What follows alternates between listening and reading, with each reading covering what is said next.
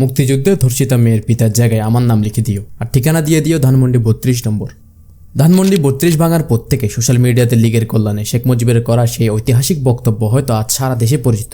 অনেকে হয়তো শুনে আবেগপ্রবণ হয়েছে। বাঙালির কাছে এই বক্তব্যটি ঠিকই পৌঁছেছে, কিন্তু যা পৌঁছায়নি তা হলো এই বক্তব্যের প্রেক্ষাপট।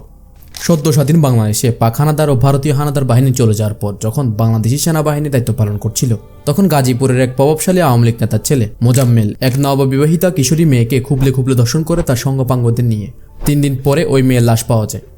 ধর্ষিতা মেয়ের বাবা সেনাবাহিনীর কাছে বিচার দিলে তারা জিপ নিয়ে গিয়ে ছিচকে বাটপার মোজাম্মেলকে এক পতিতা এলাকা থেকে ধরে এনে সেনা ক্যাম্পে আটক করে বিচারের উদ্যোগ নেয়।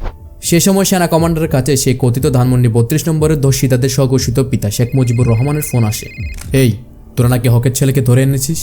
সেনা অফিসার উত্তর দিল, জি স্যার, একটা কিশোরীকে নির্মমভাবে ধর্ষণ করেছে আওয়ামী লীগ নেতার ছেলে, তারপর শ্বাসরোধ করে হত্যা করেছে। আচ্ছা, ও কিছু না, এখন মোজাম্মেলকে ছেড়ে দে। বয়স কম, রক্ত গরম, মাত্র যুদ্ধ শেষ হয়েছে, আর ওর বাপ দলের জন্য অনেক করেছে, ছেড়ে দে।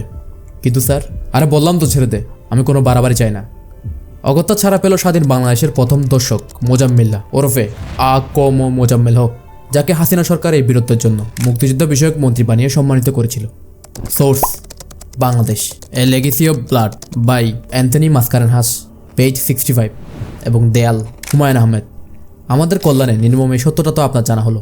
এবার তাহলে ভিডিওটি শেয়ার করে আপনার লেগে সেই বন্ধুটিকে জানার সুযোগ করে দিন।